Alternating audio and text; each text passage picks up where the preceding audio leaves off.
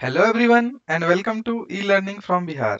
On this channel, we are discussing the concept of mathematics from basic to advanced level. So in that series, I have started with the class 7 NCERT book. Till now, what we have discussed unit 1 and unit 2, which was all about integers and fraction. Now we'll move on to the unit 3, which is related to the data handling. So इस chapter में हम लोग ये देखेंगे कि in real world how we can represent the data through different methods and what are the different parameters through which we can measure the data. ठीक है, तो चलिए स्टार्ट करते हैं आज का अपना ये वीडियो. सो आज का हमारा चैप्टर का जो कंटेंट होगा जिसमें कि हम लोग मेनली फोकस करेंगे, will focus on to the arithmetic mean, mode and median. These three are the basic methods to measure the data. ठीक है, तो हम लोग इस तीनों पे, मीन, मीडियन और मोड पे, तीनों पे फोकस करेंगे. इसके अलावा हम लोग देखेंगे कि हम लोग ग्राफिकली कैसे रिप्रेजेंट कर सकते हैं डेटा को. ठीक है, ग्राफ पेपर पे if you want to represent, then bar graph पे हम लोग कैसे रिप्रेजेंट कर सकते हैं. ठीक है, तो जो फर्स्ट टॉपिक है that is representative value. Representative value का क्या मतलब है कि हम लोग डेटा को कैसे रिप्रेजेंट कर सकते हैं. लाइक सपोज कि आपके पास बहुत सारे पेड़ हैं जिसमें से कुछ एप्पल के हैं, कुछ पीच के हैं, कुछ गुआवा के हैं, कुछ और पेड़ हैं. तो आपको अगर बोला जाए कि कौन से फ्रूट का कितने नंबर ऑफ पेड़ हैं, तो आइदर यू कैन कैलकुलेट कि आपके पास पता है कि 3 मेरा गुआवा का है या 4 मेरा एप्पल का है, कुछ भी जो भी डेटा आपके पास दिया हुआ है, तो उसको हम लोग क्या करते हैं, एक टेबुलर फॉर्म में रिप्रेजेंट करते हैं जिसमें कि हमने लिखा कि यहाँ पे एप्पल है, यहाँ पे पीच है, और करस्पॉन्डिंग जितने भी ट्री मुझे मिलते जाएंगे, फर्स्ट ट्री सपोज एप्पल का है तो मैंने उसको एप्पल के कॉलम में रख दिया, सेकंड पीच का है तो मैंने पीच के में रख दिया, फिर थर्ड मेरा एप्पल का है तो मैं थर्ड एप्पल की कैटेगरी में रखूंगा. तो इससे मैं क्या कर सकता हूँ कि we can form a table. Table मिलने के बाद क्या है कि अब वी कैन डायरेक्टली से ना कि एप्पल का 3 ट्री है यहाँ पे, बाकी पीच का मेरे पास 4 ट्री है. तो इसी तरह से क्या है ना कि एक टेबल बनाने बनाने के बाद डेटा को इजीली हम लोग रिप्रेजेंट कर पाएंगे. Similarly we have another option जिसमें कि हम लोग एक सर्कुलर पाई चार्ट बनाते हैं, इसको पाई चार्ट मेथड कहते हैं, सर्कुलर बनाते हैं. So this represents 100%. 100% means suppose if there are total 100 people, तो इसका मतलब क्या है कि ये पूरा 100 को रिप्रेजेंट कर रहा है. अब सपोज आउट ऑफ 100 पीपल, अगर 25 मेरा, अगर आउट ऑफ 100 अगर 25 सपोज मैथ्स की क्लास कर रहा है, ठीक है, तो इसको हम लोग ऐसे रिप्रेजेंट कर सकते हैं. ठीक है, बाकी का जो 50 है, दिस 50 इंग्लिश में इंटरेस्टेड है. ठीक है, और ये बाकी का रिमेनिंग जो है वो suppose this is interested in Sanskrit. ठीक है, तो व्हाट डज इट मीन कि अब अगर मैं इस तरह से चार्ट बना दूं तो मुझे डिटेल्ड में लिखने की जरूरत नहीं है. Just we can see this pie chart and see कि okay these many peoples or these percentage of people interested in math, these are interested in English and these are interested in different subject और संस्कृत. ठीक है, तो उसी तरह ये जो हमारा पाई चार्ट है वो कुछ हमारे एयर में जितने भी कंटेंट्स हैं उस चीज को दर्शाता है. लाइक कि in the air there are total 78% of nitrogen, उसके बाद बाकी जो है 21% ऑक्सीजन है, बाकी 1% कार्बन डाइऑक्साइड और जो भी गैस है वो सब मिला के है. ठीक है, तीसरा मेथड जो है जिसको हम लोग इस चैप्टर में देखेंगे डिटेल में, वो है हमारा बार ग्राफ. ठीक है, this is called bar graph. तो इसमें हम लोग क्या करते हैं कि एक एक्सिस पे डेटा रखते हैं, दूसरा एक्सिस पे अपना वैल्यू मेजर करते हैं. ठीक है, डेटा इन द सेंस कि विल डिस्कस डिटेल कि हम लोग इस ग्राफ को कैसे फॉर्म करते हैं और इससे हम लोग डेटा कैसे इंटरप्रेट कर सकते हैं. ठीक है, तो सबसे पहले हम लोग डिस्कस करते हैं मीन के बारे में. ठीक है, सपोज आपने देखा होगा कि सुना होगा कि एक क्रिकेटर का एग्जांपल लेते हैं कि एक क्रिकेटर सपोज 7 मैच का, ठीक है, वर्ल्ड कप है. ठीक है, वर्ल्ड कप. तो ठीक है, तो इस वर्ल्ड कप में जो अपना विराट कोहली है, ठीक है, वो सपोज एक मैच में 1 स्कोर किया, दूसरा मैच में 2 स्कोर किया, तीसरा मैच में 3. ठीक है, और फोर्थ मैच में 0, फिफ्थ मैच में उसने क्या किया, 50 स्कोर किया, और 2 3 4 फिर 100 स्कोर किया, उसके बाद इधर 20 स्कोर किया, 3 4 5 6 ठीक है। तो इसमें हम लोग आप लोगों ने एक रिप्रेजेंट वर्ड सुना होगा कि कोहली का एवरेज इतना है। तो what does it mean? Suppose इसका एवरेज मीन्स क्या है कि जैसे अगर बोला जाए कि इसका एवरेज अगर सपोज 30 है, तो उसका ये मतलब नहीं है कि कोहली ने हर मैच में 30-30 रन मारा। क्योंकि आप देख रहे हैं ना, एक मैच में एक वन वन रन है, दूसरे में 2 है, तीसरे में 3 है, फोर्थ में 0 है, एक में 50 है, फिर एक में 100 है और एक में 20 है। तो अगर हम इस परफॉर्मेंस को कैसे देखेंगे कि कैसे पता चलेगा कि हमारा जो एग्जैक्ट वैल्यू है, हम हर मैच का डेटा तो किसी को नहीं बताएंगे ना।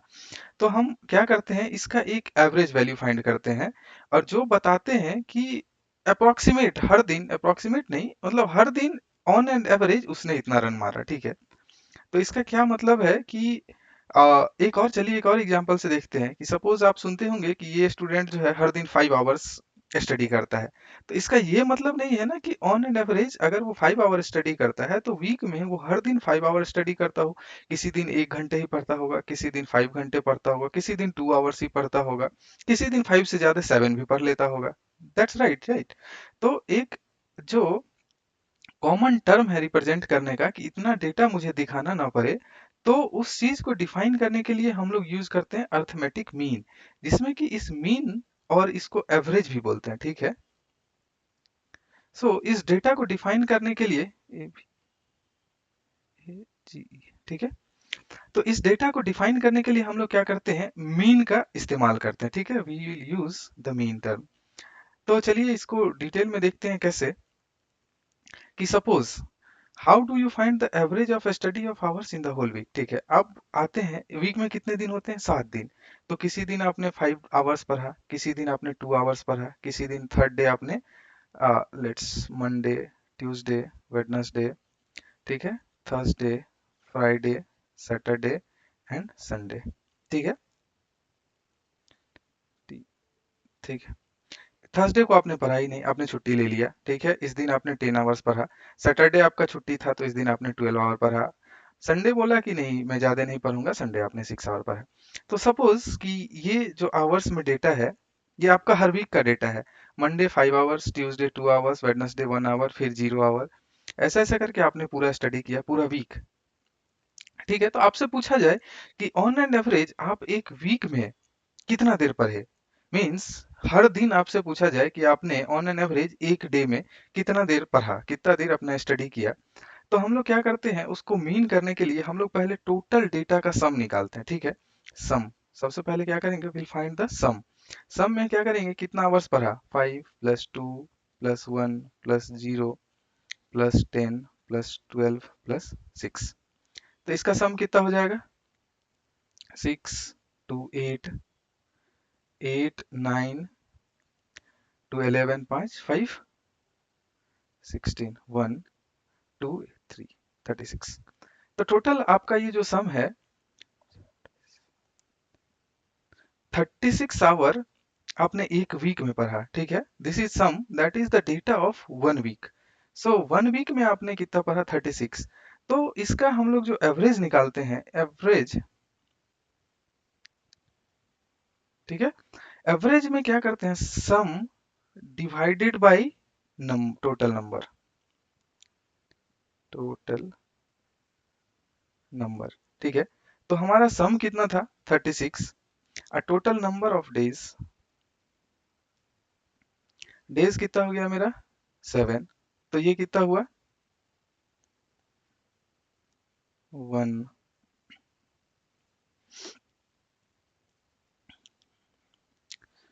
35 यहाँ आ गया 1। ये आपने पिछले चैप्टर में हमने सीखा है कि फ्रैक्शन को डेसिमल में कैसे कन्वर्ट करते हैं। तो 7 5 जा 35, फिर पॉइंट 1 1, फिर 3 आ जाएगा, तो यहाँ पे 4, फिर इस तरह से आप वैल्यू आते रहेगा, बट अप्रोक्सीमेट ये वैल्यू 5.142 आवर्स होगा। तो इसका क्या मतलब है कि आप किसी को क्या बोल सकते हैं कि मैंने हर दिन ऑन एन एवरेज 5.1 आवर्स की पढ़ाई किया, ठीक है। अगर 5.1 आवर आपने हर दिन पढ़ा, बट आपने एक्चुअल डेटा में क्या था कि आपने हर दिन डिफरेंट डिफरेंट वैल्यूज के साथ पढ़ा था, but this is a common term to represent the data of each day. Means कि हर दिन आपने 5 आवर्स पढ़ा, तो इसका मतलब क्या हो गया कि आपने होल वीक में जो भी स्टडी किया था 36 आवर वो आपको मिल जाएगा। ठीक है, तो समझ में आया। तो हम लोग एवरेज को कैसे डिफाइन करते हैं? वेट, सो हम लोग एवरेज को जो डिफाइन करते हैं, सो एवरेज मेरा क्या होता है ना, sum of all the data divided by total number of observation.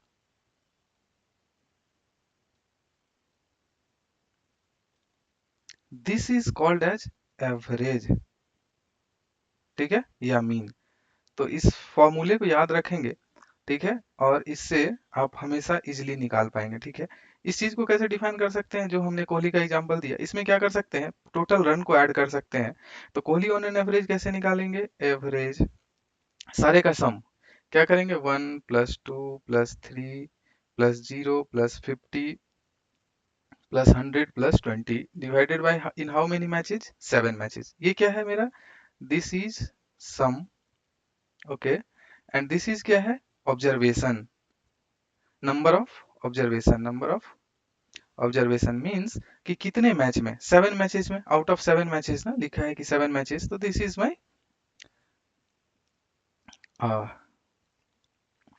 Total number of observation and this is the data. आप क्या करेंगे, ऊपर के डेटा को सम करेंगे, फिर 7 से डिवाइड करेंगे, तो देन दैट मीन्स ये उसका एवरेज था हर मैच में। ठीक है, तो मीन होप की समझ में आया होगा। अब मीन का एक रियल लाइफ एग्जांपल देते हैं। ठीक है, सपोज आपको कोई बोला जाए कि okay, let's find first mean of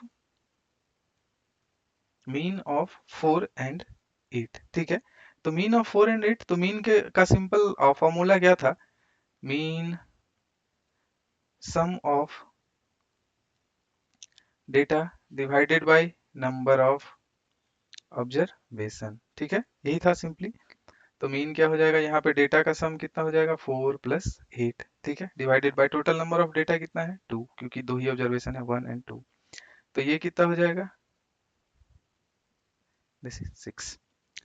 तो अब एक चीज हम लोग ऑब्जर्व क्या कर रहे हैं, ठीक है, कि ये 6 का वैल्यू कहाँ पे लाई कर रहा है? इज दिस ग्रेटर देन और लेस देन 4, और इट इज ग्रेटर देन और लेस देन 8? तो हम लोग क्या देख रहे हैं इसमें, क्या है कि आप क्या ऑब्जर्व कर रहे हैं, अगर हम लोग इस 4 and 8 को नंबर लाइन पे ड्रॉ करें, तो कहीं यहाँ 0 होगा, उसके बाद क्या आएगा, 4 आएगा। ठीक है, उसके बाद 8 आएगा, बट ये 6 जो है, let me change the colour of my pen. ठीक है, और ये जो 6 है, ये 6 कहाँ पे आएगा, यहाँ पे। ठीक है, तो हम लोग क्या देख रहे हैं कि ये जो 6 है वो नंबर लाइन में 4 and 8 के मिडिल बीच में आ रहा है। ठीक है, इसका मतलब क्या है कि यहाँ भी 2, यहाँ भी 2। तो जो मीन वैल्यू है वो क्या है ना, कि इस दोनों डेटा के बीच का वैल्यू है, पहला चीज। दूसरा चीज क्या है कि this is the greater than the smallest number. ठीक है, क्योंकि 4 से बड़ा है 6, and this is the mean value is smaller than the greatest number. ठीक है, किसी का भी, कोई भी, ये तो दो डेटा का एग्जांपल दिया, अगर मोर देन दो डेटा भी रहे, 3 रहे, 4 रहे, 5 रहे, स्टिल दिस इज वैलिड। तो अगर कभी भी कोई भी बोले ना कि तुम मुझे इस दोनों डेटा के बीच का एक नंबर बताओ, तो जब बेस्ट सिंपल एग्जांपल क्या होगा, just find the mean of these two. इस दोनों का मीन करेंगे तो वो बाय डिफॉल्ट इस दोनों के क्या होगा, बीच में आएगा। ठीक है, तो अगर कोई बोले कि 4 और 8 के बीच में 6 नंबर निकालो, सब दिस इज द एग्जांपल कि find at least 4 numbers between 4 and 8। अब आपको इसमें क्या करना है, 4 and 8 के बीच में, 4 and 8, 4 and 8 के बीच में 4 नंबर्स निकालने हैं। तो एक तो हो सकता है कि आपको पता है सिंपली डेटा के हिसाब से कि यहाँ पे 5 आएगा, फिर 6 आएगा, फिर 7 आएगा, तो आप इंटीजर वैल्यू कुछ भी बता देंगे कि 5 होगा एक आंसर 6 होगा एक आंसर 7 होगा। और इस बीच का जितना भी है नंबर सारा तो इस बीच में ही लाई कर रहा है ना, this is in between 4 and 8। ठीक है, तो हम लोग क्या करेंगे, द बेस्ट वे कि पहले मीन निकाल लेंगे। तो फर्स्ट मीन क्या हो गया, 6, तो this 6 is in between 4 and 8। अब दूसरा नंबर कैसे, ये तो मेरा फर्स्ट नंबर हो गया। ठीक है, अब दूसरा नंबर फाइंड करने के लिए क्या करेंगे कि अब will find the mean of 5 and 6, क्योंकि ये 6 मेरा, सॉरी दिस इज 4 ना, 4 and 6 this is first data ना, तो 4 एंड 6। तो अब क्या होगा कि 4 एंड 6 का जो मीन होगा वो भी इसी बीच में लाई करेगा, करेक्ट? लाई करेगा कि नहीं, क्योंकि दिस इट इज, ये जो 4 और 6 का मीन है वो 4 एंड 6 के बीच में कहीं लाई करेगा, एंड ये तो 8 से ऑब्वियसली छोटा होगा, दैट मीन्स कि ये 4 और 8 के बीच में ही कहीं आएगा, ठीक है, इन बिटवीन। तो सिंपल सा ये था कि अब इस दोनों को मीन निकाल लेते हैं, कितना हो जाएगा 4 प्लस 6 मीन डिवाइडेड बाई 2, कितना हो जाएगा 10 बाई 2 दैट इज 5। सी, ये 5 कहाँ पे है, यहाँ पे नंबर लाइन पे आ गया, इस मेथड से भी निकाला और हमने लॉजिकली भी देखा था कि यहाँ पे आएगा, ठीक है 5। तो ये कितना नंबर हो गया हमारा, टू, फर्स्ट नंबर ये था, सेकंड नंबर ये था। अब क्या है कि थर्ड नंबर अगर हम लोग निकालना चाहें तो थर्ड नंबर क्या कर सकते हैं, will find the mean between these two, और will find the mean between these two, क्योंकि पता है कि इस दोनों का जो मीन होगा वो इस बीच में कहीं आएगा, इन the middle of this, and this will be in between 4 and 8, क्योंकि ऑब्वियस बात है कि ये जो मीन आएगा वो 4 से क्या होगा, ग्रेटर ही होगा, स्मॉलर नहीं होगा कि नंबर लाइन पे लेफ्ट में आए, ठीक है, राइट में ही हमेशा आएगा। और हम, मेरे पास क्या ऑप्शन है कि 7 एंड 8 के बीच में जो एक वैल्यू है उसका भी मीन निकाल सकते हैं, तो कहीं से भी, ठीक है। तो हम लोग क्या करेंगे, एक और निकालेंगे, मीन बिटवीन 4 एंड 5। सी, ये नंबर मैंने फिक्स रखा, अब बार बार मैं मीन को चेंज करते जा रहा हूँ, पहले 6 यूज किया अब 5 यूज कर रहा हूँ, तो ये इस दोनों के बीच में आएगा डेटा। तो मीन क्या हो जाएगा इसका value, 4 plus 5 sum of data, total observation कितना है 2, 9/2 दैट इज इक्वल्स टू कितना, 4.5, ठीक है। तो इसका मतलब क्या है कि एक यहाँ पे एक वैल्यू और आ गया, ये क्या 4.5। अब मेरे पास ये थर्ड नंबर हो गया। अब मेरे पास क्या ऑप्शन है कि मैं इन दोनों के बीच कहीं भी एक मीन निकाल लूं दो नंबर के बीच में, and that will lie in between the 4 and 8, ठीक है। तो फोर्थ नंबर हम लोग कैसे निकाल सकते हैं, मीन बिटवीन लेट्स 7 एंड 8, तो क्या हो जाएगा 7 plus 8 first data plus second data divided by total number of observation, तो that is equals to 15/2, 7.5। See, 7.5 this is lie between 7 and 8। तो हमारा क्या हो रहा है कि जो रिक्वायरमेंट था वो फुलफिल हो गया कि find at least 4 numbers between 4 and 8। See, first number मेरा क्या था 5, सेकेंड नंबर 4.5, ठीक है, फर्स्ट नंबर 6 था क्योंकि ये वाला भी मीन इसी का है। This is first number, this is second number, this is third, fourth, you can find infinite। अब आपको जितना भी नंबर बोले you can calculate, समझ में आ गया कि मीन का रियल लाइफ में क्या यूज कर रहे हैं हम लोग पहला, ठीक है। सिमिलरली इसका जो एग्जांपल 2 है, एग्जांपल 2 में क्या है कि find the 4 number between 1 and 2, between 1 and 3। तो क्या करेंगे हम लोग, पहले मीन निकाल लेंगे, ठीक है। Mean 1 plus 3 is equal divided by 2, कितना हो जाएगा 4/2 दैट इज 2। तो एक तो नंबर मेरा 2 हो गया। तो अब अगर नंबर लाइन पे ड्रॉ करें तो suppose this is my 1 value, इधर भी कुछ होगा, and this is my 3 value, इस एक मीन क्या हो गया मेरा 2। अब सिमिलरली हम लोग क्या कर सकते हैं, we can find the mean between these two, ठीक है। इस दोनों के बीच में मीन निकाल सकते हैं। एक क्या कर सकते हैं, इस दोनों के बीच में मीन निकाल सकते हैं। तो इस दोनों के बीच का अगर मीन आप निकालोगे तो कुछ 1.5 आएगा, यू कैन ट्राई। इस दोनों के बीच में निकालेंगे तो 2.5 आएगा। अब क्या है कि हमारे पास एक दो तीन, तीन ही डेटा हुआ, चार पूछ रहा है, तो what you can do, you can find mean between these to, या फिर 1.5, 3, कोई भी दो डेटा ले लो, उस दोनों डेटा के बीच का मीन निकालो, that will be your answer, ठीक है। समझ में आया ना कि मीन का यूज कैसे कर सकते हैं हम लोग। तो चलिए आगे बढ़ते हैं, रेंज। अब सपोज मेरे पास बहुत सारा डेटा है, रेंज को कैसे डिफाइन कर सकते हैं हम लोग, ठीक है। कोई भी बहुत सारा डेटा है, और suppose age, this is age of your classmates, ठीक है।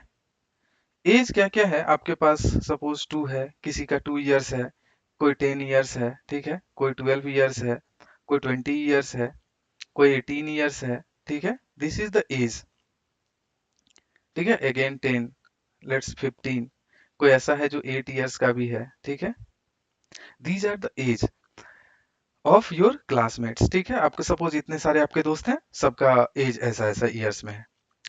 तो रेंज का क्या मतलब है कि रेंज मीन्स क्या हो गया कि द स्मॉलेस्ट डेटा और जो ग्रेटेस्ट डेटा है वो हम लोग फाइंड करेंगे। तो रेंज क्या हो जाएगा, रेंज को हम लोग कैसे डिफाइन कर सकते हैं, difference between greatest and smallest data, ठीक है, इस चीज को याद रखेंगे। तो range between greatest and smallest data, तो इसमें देख रहे हैं कि सबसे मेरा ग्रेटेस्ट डेटा क्या है 20, तो ये मेरा क्या हो जाएगा 20 माइनस स्मॉलेस्ट डेटा क्या है 2, ये क्या हो जाएगा 18। So this is range. समझ में आया, कोई भी डेटा बहुत सारा दिया हुआ है तो रेंज को हम लोग कैसे डिफाइन कर सकते हैं, द ग्रेटेस्ट डेटा जो भी ग्रेटेस्ट वैल्यू है माइनस जो इसका जो डेटा में सबसे स्मॉलेस्ट वैल्यू है, इस हिसाब से हम लोग क्या कर सकते हैं, we can define the range. तो अब आते हैं रेंज के एक और एग्जांपल देखते हैं कि 10 टीचर्स, आपके स्कूल में सपोज देयर आर 10 टीचर्स, ठीक है, जिसका एज इस टाइप से है, बट 32, 41, 28, 54, 35, 26, 23, 33, 38, 40, ठीक है। तो अब बोलेगा कि अब जो फर्स्ट क्वेश्चन है, what is the age of oldest teacher, ठीक है, and that of youngest teacher. तो जो सबसे यंगेस्ट टीचर है उसका एज कितना है, let's discuss one by one. Youngest teacher, youngest teacher, let's age of youngest teacher, age of youngest teacher जो सबसे स्मॉलेस्ट वैल्यू है डेटा में, हमने क्या बोला था कि यंगेस्ट जो सबसे स्मॉलेस्ट होगा one, what is the value, I think this is 23, ठीक है, this is the age of youngest teacher जो सबसे स्मॉलेस्ट वैल्यू है, right right correct, that is 23 years, ठीक है। Similarly will find age of oldest, age of oldest, oldest में क्या है, जिसका एज सबसे ज्यादा होगा, तो जिसका एज सबसे ज्यादा होगा, late me change the pain of my colour, so I think 54, ये हमारा ओल्डेस्ट है, ठीक है, करेक्ट 54 ईयर्स। तो ये हो गया मेरा पहला question, what is the age of, निकल गया। What is the range of ages of the teachers, range कैसे डिफाइन कर सकते हैं, सेकंड क्वेश्चन क्या था, रेंज। तो रेंज में क्या बोला था हमने कि जो ग्रेटेस्ट नंबर है और जो माइनस स्मॉलेस्ट नंबर, ठीक है, रेंज यही है। तो हम लोग क्या करेंगे, रेंज कैसे डिफाइन करेंगे, age of oldest teacher minus age of youngest teacher, ठीक है। तो एज कितना था यंगेस्ट ओल्डेस्ट 54 माइनस 23, तो वैल्यू क्या आ जाएगा 1 और 3, तो दैट इज 31। तो हमारा रेंज क्या हो गया 31, क्या किया हमने, सिंपली जो डेटा में ग्रेटेस्ट वैल्यू था दिस इज दैट इज 54 और जो स्मॉलेस्ट था दैट इज 21, तो उस दोनों के बीच का जो डिफरेंस होगा that will be the range of the age of the teacher, ठीक है, किसी भी डेटा का। अब आते हैं कि what is the mean age of these teachers, mean age क्या था, मीन अभी हमने पढ़ा था ना कि अगर किसी एक को, तो मीन एज,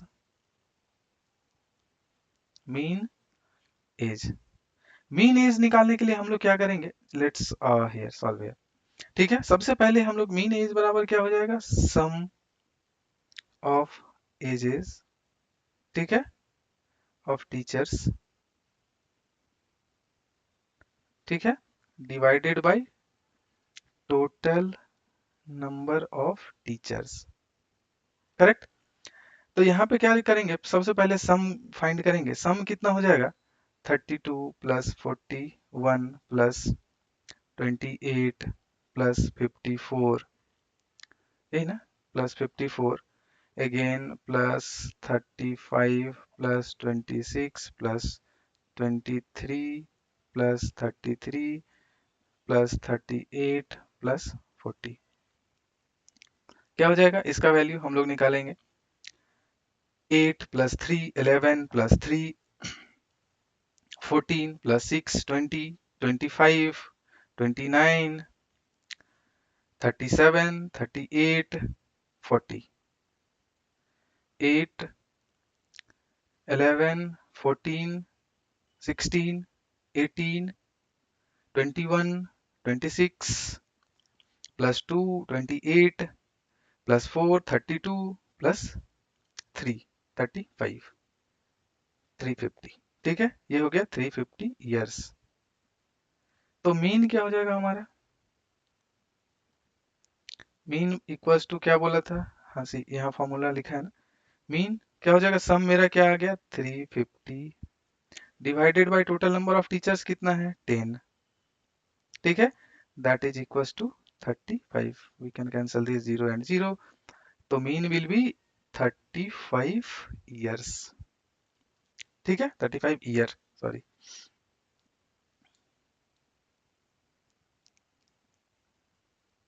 तो समझ में आ गया मीन का क्या यूज है और रेंज का क्या मतलब है। ठीक है, तो आगे बढ़ते हैं हम लोग अगला मोड।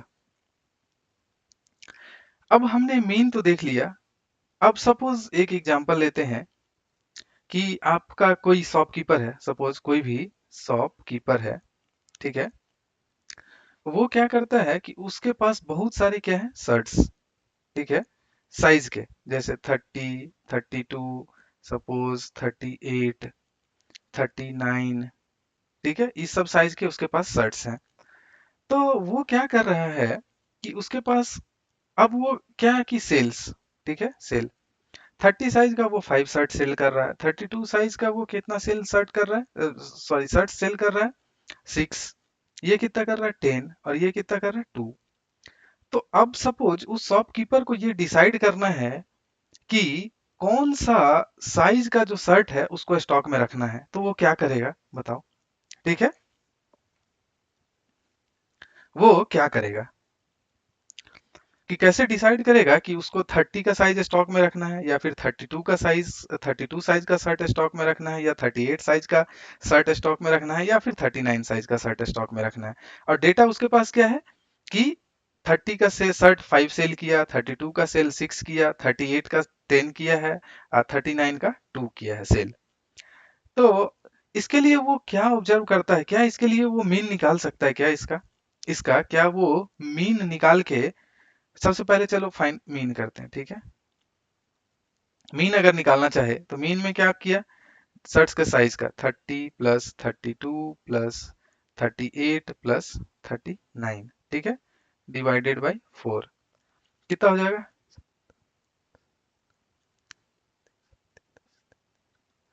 139 बाई 4। तो इसका वैल्यू कितना कितना आ जाएगा?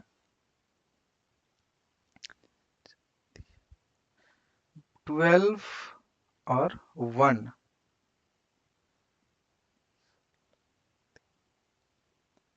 ठीक, तो अब जो उसका साइज मीन आया, वो मीन क्या आ गया? 34.75। तो अब क्या करेगा वो? 34.7 साइज तो कुछ है ही नहीं, ये शर्ट का साइज था ना, मीन निकाला। ठीक है, ये शर्ट का साइज है, साइज ऑफ शर्ट्स लिख दो सपोज। अब 35 का 34.75 का तो कोई शर्ट ही नहीं है उसके पास, तो वो कैसे डिसाइड करेगा कि कौन सा साइज का शर्ट उसको स्टॉक में रखना है? तो वो क्या ऑब्जर्व करेगा? सिंपली कि कौन सा साइज का शर्ट सबसे ज्यादा सेल हो रहा है। इसका 5 हो रहा है, इसका 6 हो रहा है, इसका 10 हो रहा है, इसका 2 हो रहा है। तो इसका मतलब क्या है कि वो क्या समझेगा कि लोग 38 साइज ज्यादा खरीद रहे हैं, बिकॉज 10 सेल किया उसने। तो हम लोग क्या करेंगे कि उस 10 को, वो जो 38 साइज का शर्ट है, he will keep that in stock. ठीक है, तो क्या करेंगे? ही सोल्ड 10 शर्ट्स ऑफ 38 साइज। ठीक है, तो वो क्या करेगा? He will stock more of that size. Correct. तो वो क्या करेगा अपने दुकान में, देख रहा है कि 38 का सेल ज्यादा है, तो वो 38 का साइज का शर्ट ले आएगा। ये कॉमन सेंस भी कहता है। बट मैथमेटिक्स की भाषा में इसको हम लोग क्या डिफाइन करेंगे, हाउ वी कैन डिफाइन। सो ये जो टर्म है, इसको हम लोग क्या करेंगे कि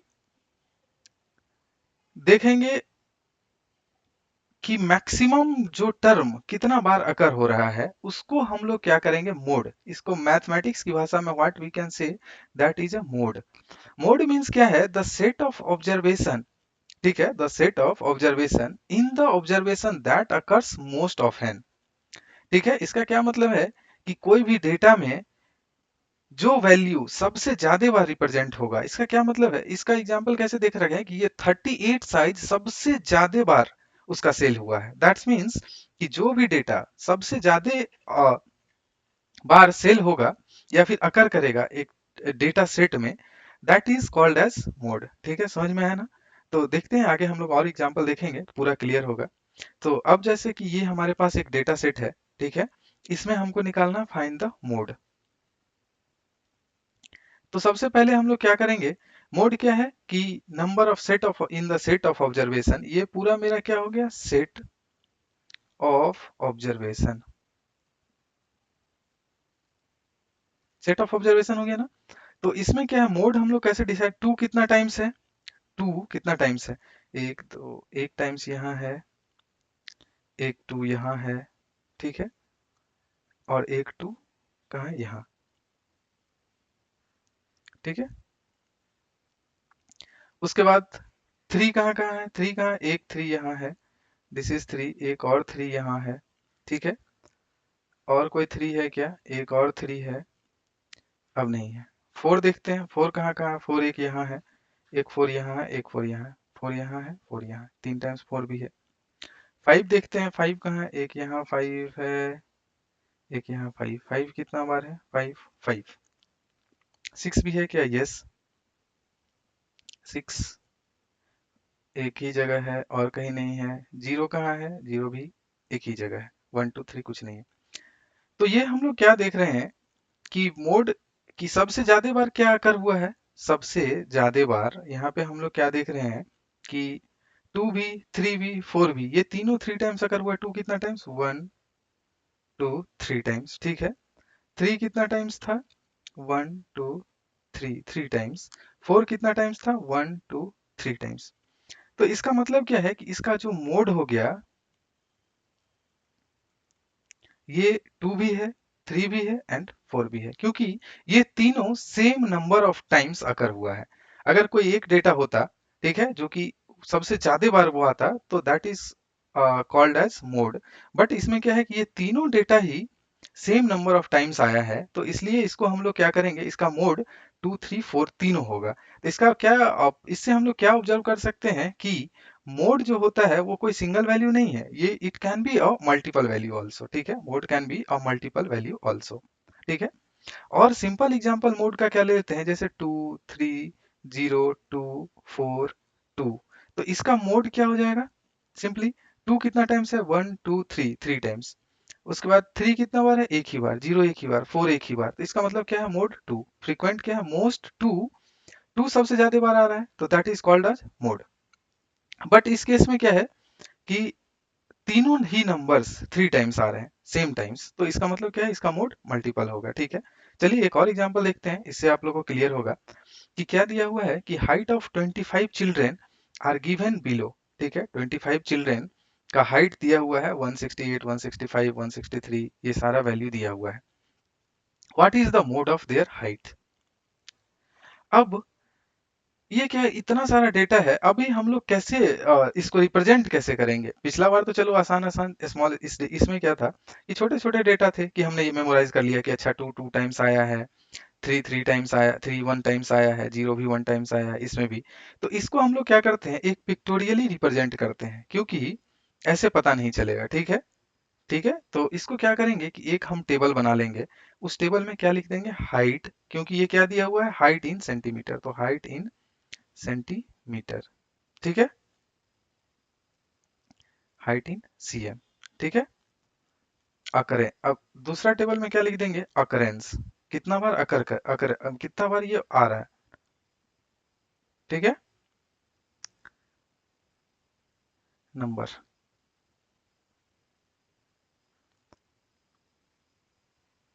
ठीक है, तो सबसे पहले हम लोग एक एक डेटा देखते जाएंगे। यहाँ पे क्या आ रहा है, 168, ठीक है, तो हम लोग क्या करेंगे, सिंपली यहाँ पे लिख देंगे 168, लिख दिए। उसके बाद क्या आ रहा है कि ये फर्स्ट टाइम आ रहा है ना, तो यहाँ पे 168 कितना बार आ रहा है, 1। अब आ रहा है कितना, 165, तो यहाँ भी एक डेटा ऐड कर देंगे 165, ये कितना बार आ रहा है, फर्स्ट बार। नाउ 163, ठीक है, ये कितना बार आया, first bar. 160, this is also first time, 1। अब क्या आ रहा है, 163, सी 163 मेरे पास कॉलम में पहले से है, ये second time.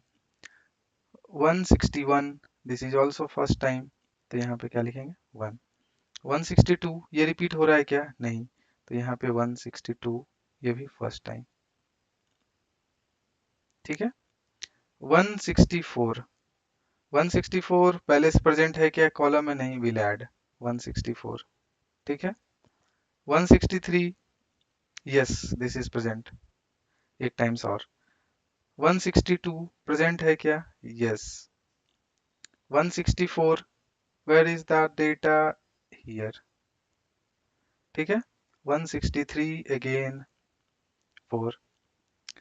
160, where is that, here।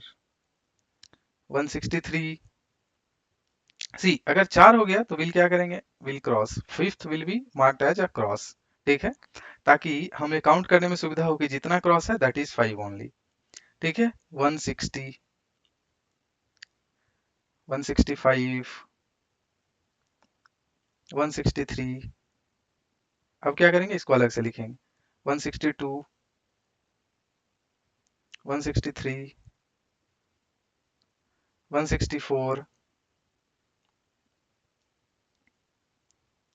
163, 160, 165, 163, 162। अब यहाँ पे क्या करेंगे, टोटल नंबर काउंट करेंगे, ये कितना बार आया, 1 टाइम्स, ये कितना टाइम्स अकर हुआ, 3 टाइम्स, ये कितना टाइम ऑकरेंस हुआ, दिस इज 5, क्योंकि ये कट हुआ, 4 4 5, 5 प्लस 4 9, ये कितना टाइम्स हुआ, 4 टाइम्स, ये 1, ये कितना टाइम्स, 4 टाइम्स, ये कितना टाइम्स, 3 टाइम्स। See now it is very easy ना, कि आप इजीली देख पाएंगे कि क्या है, कि कौन सबसे ज्यादा बार अकर हुआ है, कौन सबसे ज्यादा बार अकर हुआ है, दिस 9। सो हमारा मोड क्या होगा, मोड इज इक्वल टू 9। तो एग्जाम में हम लोग ऐसे बनाएंगे, mode of multiple data mode, ठीक है। इससे हम लोग क्या करेंगे कि मोड जो वैल्यू होगा वो ऐसे निकालेंगे, क्या करेंगे, जो भी डेटा है उसको टेबल में लिखेंगे, फिर उसको एक पाई अकरेंस लिखेंगे, कितना बार अकर कर रहा है और टोटल नंबर्स, ठीक है। ऐसा टेबल बना देना है आपको एग्जाम में, और इसके बेसिस पे हम लोग डिसाइड करेंगे कि मोड क्या होगा। और दूसरा क्या है कि what do you understand by mode here, तो मोड का मतलब क्या है कि the number which occurred maximum, ठीक है। Oh sorry, this mode is not 9, this mode is 163, क्योंकि 163 अकर हो रहा है कितना बार, 9 बार। तो इसका क्या मीन्स मतलब है कि 168 सेंटीमीटर का जो स्टूडेंट है वो एक ही है, 165 का कितना है, how many students are there, 3। 163 centimetre का 9 है, तो मोड का क्या सिंपली मीनिंग है, what we have told discussed earlier, कि the number of data which occurs at most.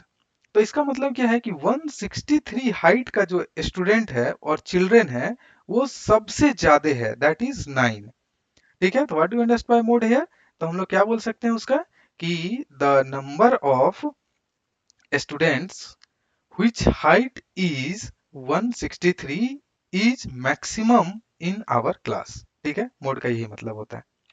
तो आगे बढ़ते हैं, होप आई होप कि मोड क्लियर होगा। अब बढ़ते हैं आगे।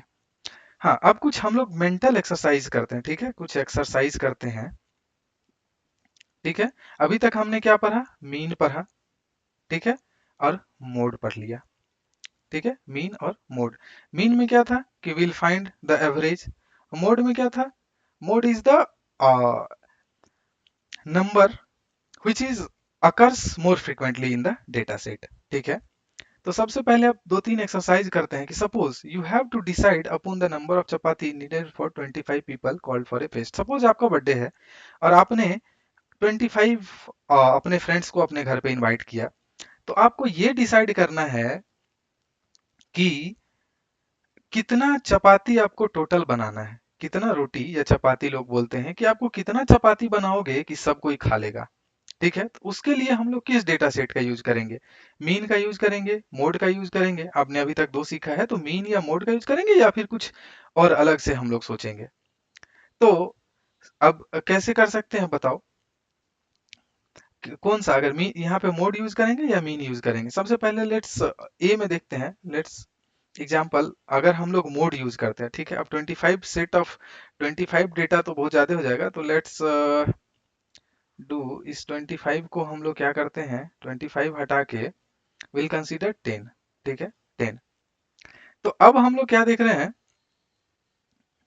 कि 10 पीपल है, तो आपके पास 10 फ्रेंड है। ए, चलो लिखता हूँ राम श्याम जो भी है, इसको राम श्याम लिखना is very difficult, so will friends name A B C D E F G H I J. 10 हो गया। ठीक है, ये कितना रोटी खाता है? 2। ये कितना खाता है? 3। ये भी 2 खाता है। ये कितना रोटी खाता है? 4। ये कितना रोटी खाता है? 1। ये कितना रोटी? 3। ठीक है, दिस इज 2, दिस इज 4, 1, 5। तो अभी अभी ये सपोज क्या है, चपाती खाते हैं, और ये क्या है, फ्रेंड्स।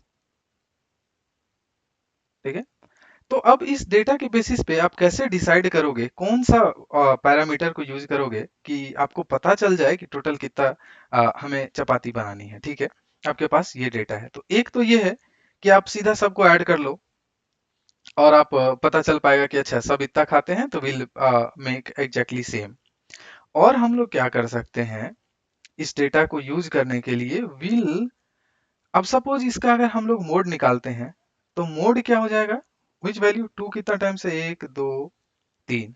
2 मेरा 3 टाइम्स है, 3 कितना टाइम्स है, 1 2 टाइम्स। 4 कितना टाइम्स है, 1 2 2 टाइम्स। तो इसका मतलब क्या है कि मोड यहाँ पे क्या है, 2। तो अगर मोड मेरा 2 है, ठीक है, और तो टोटल नंबर ऑफ चपाती कितना बना सकते हैं, total chapati 2 into 10 that is equal to, क्योंकि एक दो रोटी खाएगा, तो 10 मिला कितना, 2 into 10 that is equal to 20 chapati. तो क्या 20 चपाती इज सफिशियंट? क्या 20 चपाती आपको सफिशियंट है? आप ऐड करके देख लो कितना हो रहा है, 3 5 7 11 12 3 15 2 18 4 22। ठीक है, 23 5 28, तो सम तो बहुत ज्यादा है, दैट इज 28। और आपने बनाया कि टोटल कितना, 20 चपाती, तो 20 चपाती क्या सबका पेट भरेगा क्या? नहीं ना। तो is the mode is the correct way? नहीं, हम लोग मोड नहीं कर सकते हैं इसमें यूज। तो अब क्या करेंगे, हम लोग फाइंड करेंगे मीन। ठीक है, मीन में क्या करेंगे, टोटल नंबर ऑफ सम करेंगे। मीन में 2 plus 3 plus 2 plus 4 plus 1 plus 3 plus 2 plus 4 plus 1 plus 5 divided by total कितने फ्रेंड्स हैं आपके, 10। चलो मीन निकालते हैं। 3 2 5 2 7 4 11 12 3 15 2 17 4 21 22 27 27 बाई 10। ठीक है, 27 बाई 10, करेक्ट। 3 2 5,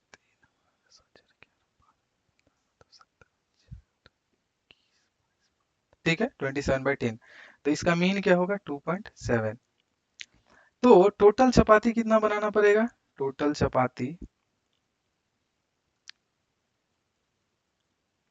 2.7 इंटू 10, क्योंकि ये एक एक का एवरेज है ना, कोई एक खा रहा है, तो टोटल चपाती मेरा हो गया 27। सी, अब 27 बनाने से मेरा सबका फुलफिल हो जा रहा है, क्योंकि टोटल ये लोग सब मिलके तो 27 ही खा रहे हैं चपाती।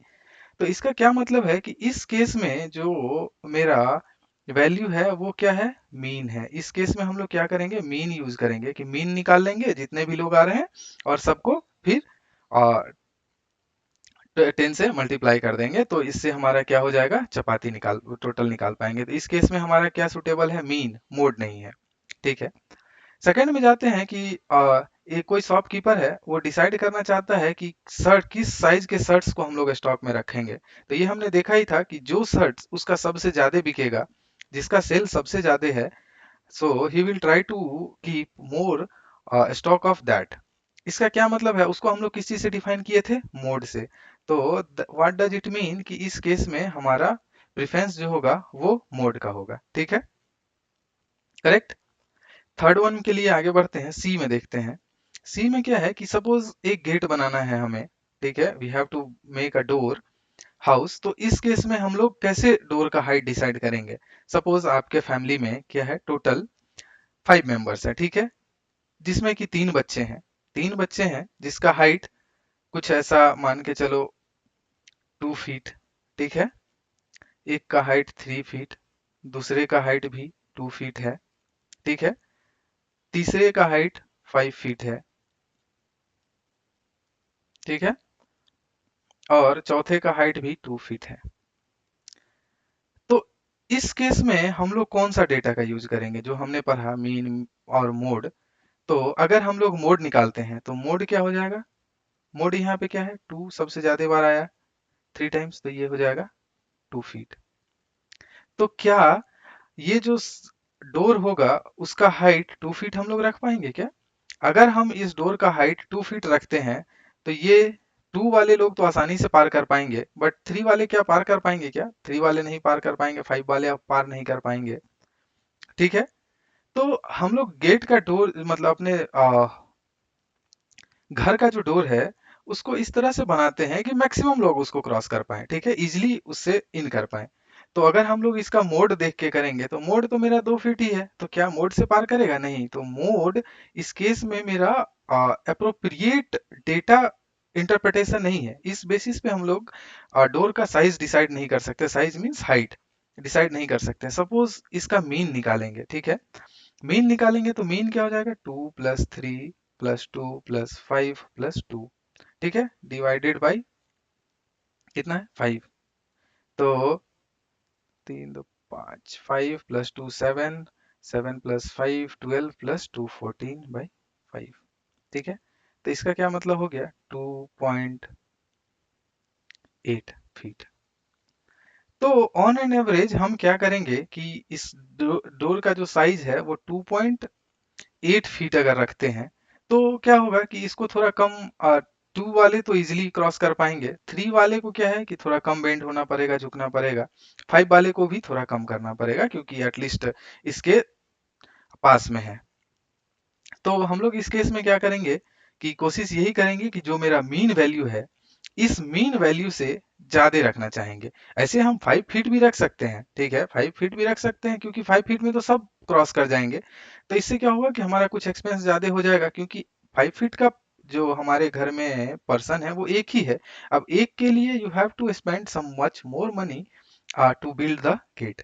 तो इसका क्या मतलब है कि हम लोग क्या करते हैं मेनली कि विल फाइंड द मीन और एवरेज, और उसके आसपास उससे थोड़ा सा ज्यादा रख लो या फिर सेम वैल्यू रख लो, बट वो आपके ऊपर है कि आप कितना साइज का गेट बनाना चाहते हो। But the appropriate data, in mathematics के टर्म में जो हम लोग बोलेंगे, वो अप्रोप्रिएट जो आपका डेटा होगा, हैंडलिंग करने का तरीका, वो हम लोग क्या करेंगे, will find in this case mean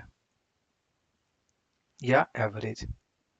ठीक है, ये निकाल के उसके बाद हम लोग डिसाइड करेंगे कि गेट का साइज क्या रखना है। ठीक है। चौथा एक केस में एग्जांपल हम लोग लेते हैं कि आप सपोज एक पिकनिक पे जा रहे हैं और सबको बोला गया कि you can bring only 1 fruit. तो आपको कौन सा फ्रूट मिलेगा। तो इसके लिए हम लोग क्या करेंगे, कौन सा टेबल बनाएंगे, मीन निकालेंगे और मोड निकालेंगे। तो कौन सा डेटा रिप्रेजेंटेशन जो वैल्यू हमने सीखा है उसमें से किस मेथड को यूज करेंगे। तो अब सपोज आपके पास 5 फ्रूट्स ही है, एप्पल है, बनाना है, ठीक है, गुआवा है, 3 फ्रूट्स, और सपोज कुछ भी पीच ले लो, ठीक है, ब्लूबेरी जो भी है। तो क्या हम लोग एवरेज निकालने से काम हो जाएगा यहाँ पे कि एवरेज निकाल के जो वैल्यू मिलेगा उतना मिलेगा? क्या नहीं, क्योंकि सबने तो एक ही लेके आया है।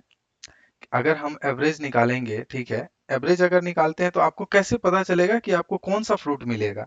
ठीक है, वही बोला है ना कि आपको कैसे गेस कर पाओगे कि आपको कौन सा फ्रूट मिलेगा। तो इसके लिए हम लोग क्या करेंगे, सपोज एप्पल 5 लोगों ने लेके आया, बनाना 2 लोगों ने लेके आया, गुआवा 1 पीपल, ठीक है, पीच कोई लेके आया ही नहीं।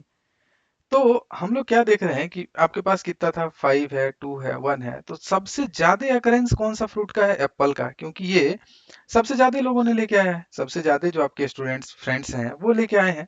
तो इसका मतलब क्या है कि आपको बहुत ज्यादा चांस है, अगर सबको एक एक फ्रूट ही मिलेगा तो आपको एप्पल ही मिलेगा। करेक्ट? ठीक है, समझ में आ रहा है ना कि अगर एप्पल उसके पास 5 है, बनाना 2 है, गुआवा 1 है, 0 है, तो सबसे ज्यादा चांस क्या है कि एप्पल का वैल्यू अगर 5 है तो आपको एप्पल ही मिलने का चांस है, क्योंकि वो 5 लोगों को मिलेगा। हो सकता है आप उस 5 लोग में आए या ना आए, बट मोस्ट अकरेंस जो है वो एप्पल है, तो हमारा बहुत ज्यादा चांस क्या है कि एप्पल मिलेगा, क्योंकि एप्पल ज्यादा है वहां पे। ठीक है, तो इस केस में हम लोग क्या यूज कर सकते हैं, विल यूज मोड। तो अभी हमने क्या किया कि कुछ रियल लाइफ एग्जांपल देखे, जहां पे कि रियल लाइफ एग्जांपल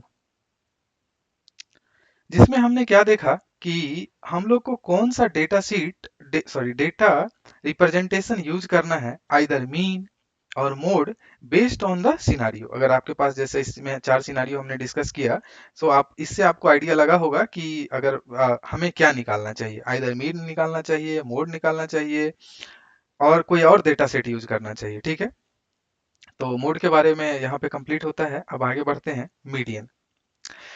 अब एक नया टर्मिनोलॉजी आ गया, मीडियन। तो मीडियन का यूज हम लोग कैसे कर सकते हैं, ये बताओ।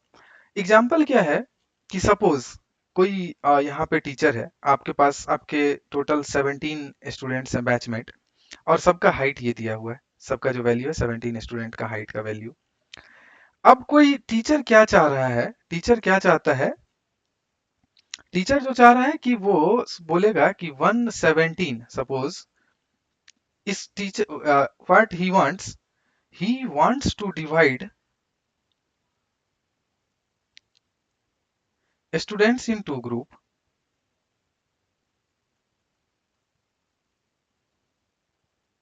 ठीक है, उसको क्या करना है, 2 ग्रुप में डिवाइड करना है।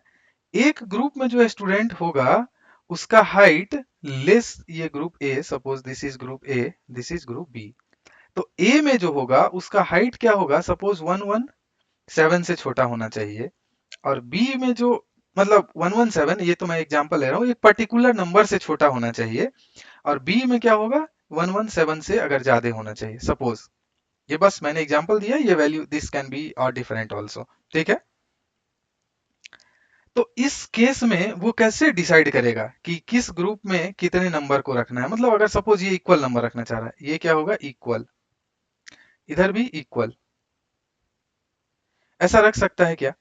ठीक है, अगर इक्वल या फिर चलो अनइक्वल भी हो सकता है, बट 17 स्टूडेंट है, तो वो कैसे डिसाइड करेगा, जो आपके टीचर है, हाउ विल ही डिसाइड कि कौन से ग्रुप में हमें रखने हैं स्टूडेंट्स को, ताकि हमारा कुछ इस तरह का डिस्ट्रीब्यूशन हो सके, 2 ग्रुप में भी आ जाए, एक पर्टिकुलर नंबर से स्मॉलर जो स्टूडेंट है वो एक साइड रहे, दूसरा रहना है जो एक पर्टिकुलर साइड से हाइट का स्टूडेंट है वो दूसरे साइड रहे।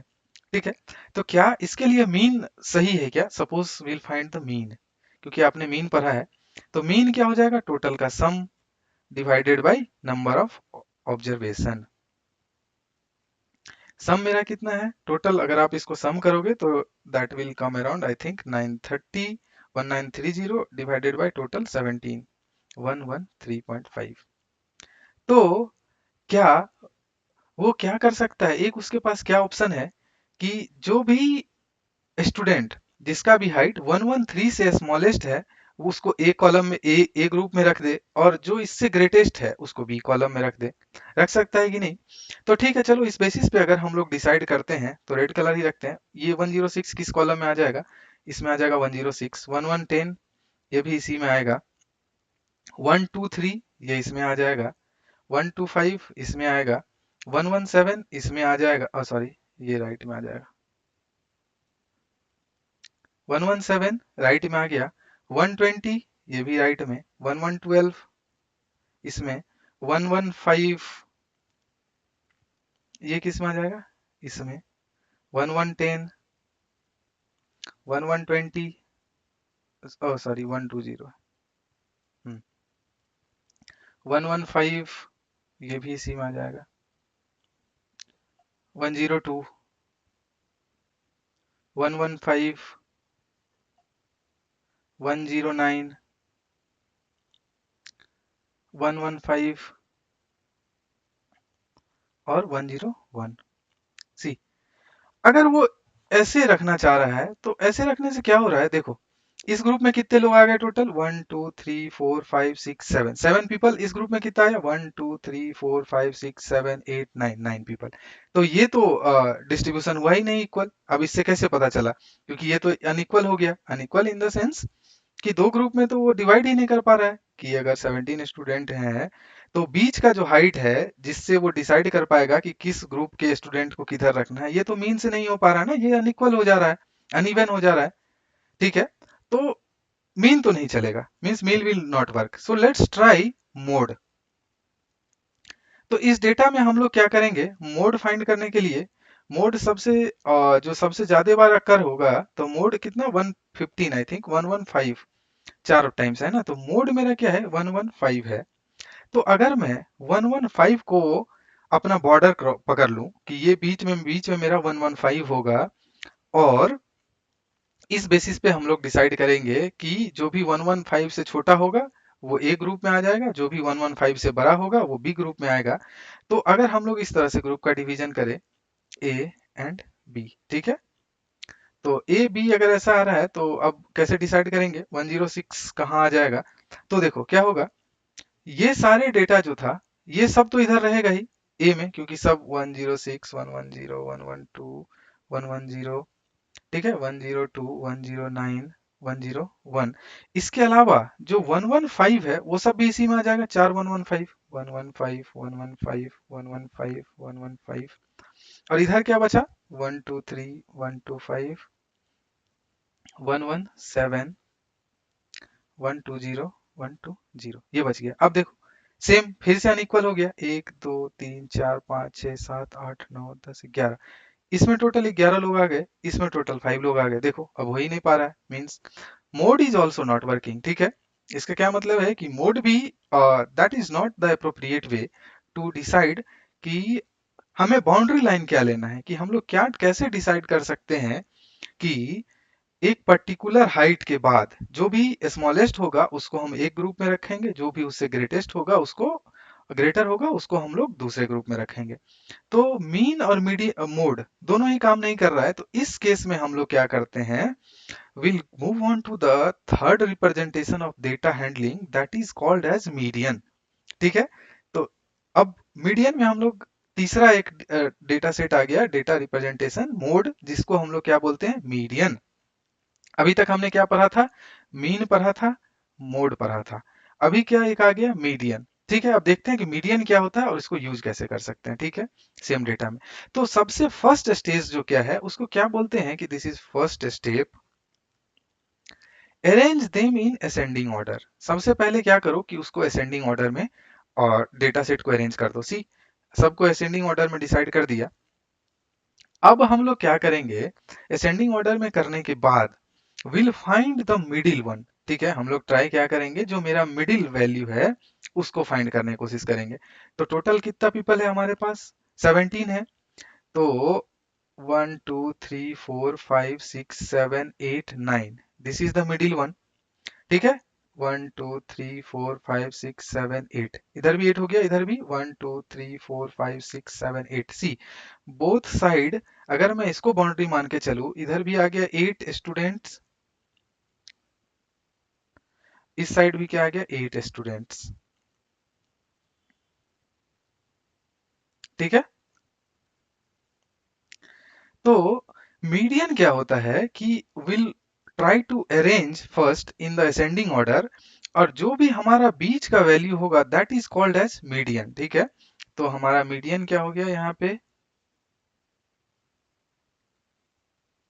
115। अब टीचर क्या करेगा कि एक 115 को बाउंड्री पकड़ लेगा और इसके पहले जो भी स्टूडेंट है उसको एक ग्रुप में रख देगा, और इसके बाद जो भी स्टूडेंट आ रहा है इसके बाद इस ग्रुप के बाद तो उसको एक ग्रुप में रख देगा। तो इससे क्या होगा कि उसे एक पर्टिकुलर ऑर्डर में भी मिल जाएगा और हमें पता भी होगा, ठीक है, कि कैसे हम लोग ग्रुप डिसाइड कर सकते हैं इस चीज का। तो ये हो गया मीडियन। मीडियन तो हम लोग इन डिफिनीशन क्या लिख सकते हैं, median refers to the value which lies in the middle of the data when arranged in an increasing or decreasing order। ठीक है, आप किसी भी ऑर्डर में अरेंज कर सकते हो, आइदर डिक्रीजिंग ऑर्डर में या इंक्रीजिंग ऑर्डर में, with half of the observation above it and other half of the observation below it।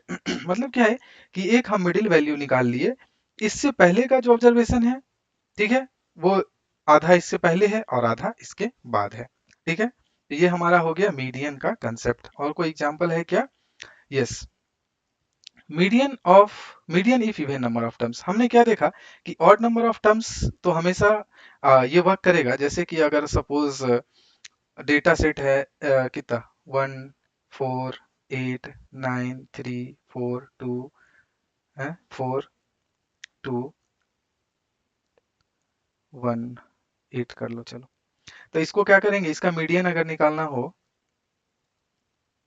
तो क्या करेंगे, सबसे पहले असेंडिंग ऑर्डर में अरेंज करेंगे। तो क्या हो जाएगा 1 करेक्ट, 2 3 1 2 2 2 टाइम्स है, 1 2 2 3 4, 4 के बाद 7, 7 एक ही बार है। अब 4 कितना टाइम्स है, सॉरी 4 2 टाइम्स है, 4 मेरा 2 टाइम्स है। 4 के बाद 7 एक ही बार है, 8 2 टाइम्स है, ठीक है। तो इसका वैल्यू क्या हो जाएगा मीडियन का, ये 4, क्योंकि इससे पहले भी कितना डेटा हो गया 4, इससे बाद भी 4, तो यहाँ पे मीडियन मेरा क्या हो जाएगा 4। अब suppose even number of terms आ गया, ठीक है, इवन नंबर ऑफ टर्म आ गया कि तो उस समय क्या होगा, मेरा middle odd number of term, जैसे कि सपोज 11 टर्म था, तो इधर भी 5 हो जाएगा, इधर भी 5 हो जाएगा, और ये मेरा बीच में क्या हो जाएगा मीडियन, ठीक है, ये 1। तो सी 11 हो जा रहा है। लेकिन अगर इवन नंबर ऑफ टर्म होगा, सपोज एग्जांपल ले लेते हैं 2 3 4, ठीक है, 2 3 4 5 5 6 7 7 8 9, 2 2 4 2 6 2 8 2 10, ठीक, इवन नंबर ऑफ टर्म है। इसमें कैसे मीडियन डिसाइड करेंगे, क्योंकि बीच तो कहीं है ही नहीं, this is 5 and this is 5, अगर 10 है this is 5 and this is 5, 10 exam, तो अब इसमें बीच का तो कोई पार्ट ही नहीं है ना, तो हम लोग मीडियन कैसे डिसाइड करेंगे, ठीक है। तो फॉर इवन नंबर, अगर कोई इवन नंबर ऑफ टर्म आता है उसमें मीडियन डिसाइड करने का क्या तरीका है कि आप इस दोनों वैल्यू को लो जो मिडिल में आ रहा है, तो अब एक तो मिडिल वैल्यू है नहीं, दोनों है, और इस दोनों का एवरेज निकाल दो, ठीक है। तो इसका मीडियन क्या हो जाएगा हमारा 5 प्लस 6 का मीन, तो कितना हो जा रहा है 5.5। ये हमारा मीडियन निकालने का तरीका है, ठीक है। समझ में आया कि मीडियन कैसे निकाल सकते हैं। बीच में जाओ, गो टू द मिडिल, और जो ये दोनों वैल्यू आ रहा है बाउंड्री के पास, उस दोनों का एवरेज निकाल दो, तो वो क्या हो जाएगा हमारा मीडियन। इसके अलावा एक फॉर्मूला और हम लोग डिस्कस कर सकते हैं कि अगर सेम डेटा सेट है, सपोज ये अगर डेटा सेट है यही सेम 2 4 4 ये 10, तो इसी का अगर इसका अगर हम लोग मीन निकाले, ठीक है, मीडियन निकाले और मोड निकाले, ठीक है, तो जो फॉर्मूला जो मोड का वैल्यू होगा वो mode is equal to 3 into median minus 2 into mean होगा। ये हमारा फॉर्मूला होता है। तो चलो देख लेते हैं कि मीन तो हमने निकाल, मीडियन तो निकाल ही लिया, अगर हम यहाँ पे मीन निकाल पाए तो we can get easily mode according to that formula, ठीक है। तो मीन एक बार निकालते हैं। मीन निकालने के लिए क्या करेंगे, सबको ऐड कर देंगे। तो 3 प्लस 2 5, 5 प्लस 4 9, 9 और 10 19, 19 और 6 25, 25 और 7 32 प्लस 7 39, अगेन क्या हो जाएगा 47, और 47 प्लस 9, 47 प्लस 9 मीन्स 56, तो ये क्या हो जाएगा 56, ठीक है, divided by 10, that is equal to 5.6। ये हमारा क्या हो गया, मीडियन था, ये मेरा मीन हो गया। तो इस फॉर्मूला के हिसाब से अगर मोड हम लोग निकाले तो कितना हो जाएगा, 3 into 5.5 minus 2 into 5.6। Let's see, 5 3 जा 15, 1 5 3 जा 15, कितना हो गया 16.5 माइनस 11.2, तो कितना बचा 3 और 5.3। तो अब हम लोग ये देखते हैं कि जो मेरा मोड है वो क्या आ रहा है, कि 5.3 आ रहा है कि नहीं आ रहा है। ठीक है, आना तो चाहिए अगर the value is correct then. ठीक है, बट इसी यहाँ पे मोड मेरा क्या है, मोड तो अभी क्लियर दिख रहा है ना कि 2 टाइम्स क्या अकर हो रहा है, 5 भी मेरा 5 भी 2 टाइम्स अकर हो रहा है, 7 भी 2 टाइम्स अकर हो रहा है। तो 5 भी हो सकता है, 7 भी हो सकता है। तो इसलिए यहाँ पे क्या आ रहा है कि जो जो मोड का वैल्यू है वो करेक्ट नहीं आ पा रहा है, क्योंकि 5 भी 2 टाइम्स है और 7 भी 2 टाइम्स है। तो इसका मोड जो है सो 5 भी है और 7 भी है। तो व्हाट डज इट मीन कि अगर दो डेटा सेम टाइप का, मतलब अगर दो मोड है तो वो तो तब इस फॉर्मूला को हम लोग यूज नहीं कर पाएंगे। बट अगर द डेटा सेट का सेम एक ही मीन हो, मीन तो हमेशा एक ही होगा, मीडियन भी अगर एक ही होगा, तो हमारा मोड जो आएगा इस फॉर्मूला से वो करेक्ट आएगा। तो इसलिए इस फॉर्मूला को हम लोग याद रखेंगे। इस फॉर्मूला से क्या कर सकते हैं, किसी मोड तो हम लोग इजीली काउंट करके फाइंड कर पाएंगे, मीन और मीडियन में हमें कैलकुलेट करना पड़ता है। तो वी विल यूज और मॉडिफाई फॉर्मूला कि मीन निकालना होगा तो will send this to left hand side and will find the mean. Means कोई भी दो वैल्यू अगर मुझे पता हो तो we can calculate the third value. ठीक है, तो इस फॉर्मूला को याद रखेंगे, this is very useful in the exam and all other competitive examination. ठीक है, तो चलिए आगे बढ़ते हैं। मीडियन के बाद यूज ऑफ बार ग्राफ। ठीक है, अब बार ग्राफ, अब जो इस चैप्टर का लास्ट टॉपिक है वो है यूज ऑफ बार ग्राफ। तो बार ग्राफ क्या है ना, सबसे पहले ग्राफ समझते हैं कि ये जो पेपर आप देख रहे हैं this is a graph paper. इस ग्राफ पेपर में क्या है कि ये जो सेगमेंट है वो 10 इक्वल पार्ट्स में डिवाइड किया गया है, यहां से यहां तक इस लाइन में। ठीक है, ये जो छोटा सा देख रहे हैं इसमें कितना लाइंस है, 5, इसमें 5 लाइंस है, इसमें कितना लाइंस है, 10। ठीक है, तो ऐसा 10 10 करके, और ये जो है ये इसमें कितना लाइंस है, 5 स्मॉलेस्ट में।